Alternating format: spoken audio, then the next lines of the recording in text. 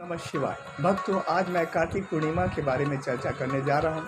कहा जाता है कि कार्तिक पूर्णिमा के दिन गंगा में स्नान करने से 1000 बार गंगा में स्नान करने के बराबर फल की प्राप्ति होती है। इस दिन गंगा में दिए दान करने से, घर में दिए जलाने से, तुलसी के पौधे के पास दिए जलाने से, घर में पूजा स्थल में दिए जलाने से पितृदेव प्रसन्न होते हैं।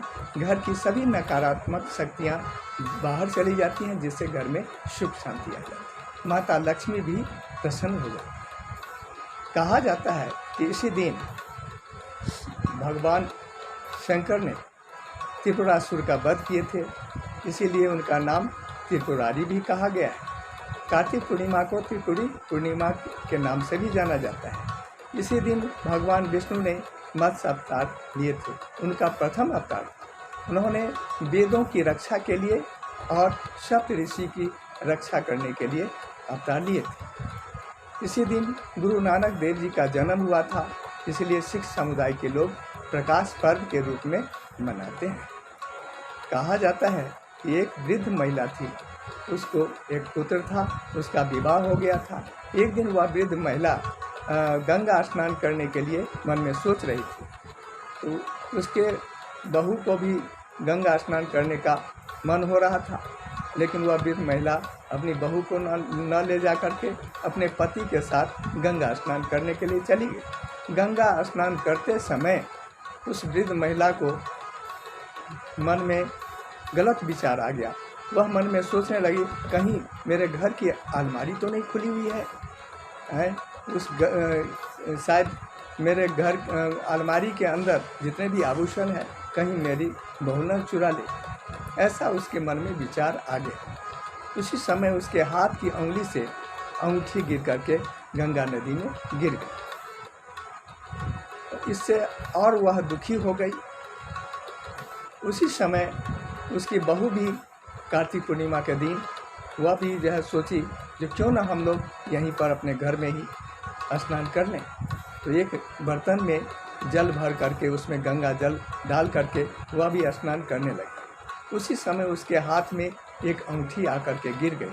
उस अंगूठी को देखकर वह सोचने लगी, यह अंगूठी तो मेरी सास की है। इसलिए उस अंगूठी को उसने अलमीरे में रख दी। जब उसकी सास गंगा स्नान करके वापस लौटी, तो उसकी बहू ने अपनी सास से कुछ बोली, जो माता जी आप जो है ठीक से गंगा स्नान कर ली, कोई परेशानी तो नहीं हुई? इस पर उसकी सास बोली, जो देखो बेटी, मैं वहाँ स्नान कर रही थी, उसी समय मेरे मन में गलत विचार आ गया। मैंने सोचा कि कहीं मेरे घर की अलमारी तो खुली हुई नहीं रह गई, कहीं मेरी बहू न सारे आभूषण को चुरा ले। ऐसा विचार मेरे मन में आ गया। उसी समय मेरे हाथ की उंगली से अंगूठी गिर करके गंगा नदी में गिर गई। इस पर उसकी बहू ने अलमीरे से अंगूठी निकाल करके उसे दे दी। उस अंगूठी को देखकर उसकी सास पहचान गई, बोली, यह अंगूठी तो गंगा नदी में गिरी थी, तुम्हारे हाथ में यह अंगूठी कैसे आ गई? तो वो बोली, जो मैं जब स्नान कर रही थी तो मेरे हाथ में जो है अंगूठी आकर के गिरी। इस पर उसकी सास बोली, जो मन चंगा तो कठौती में गंगा।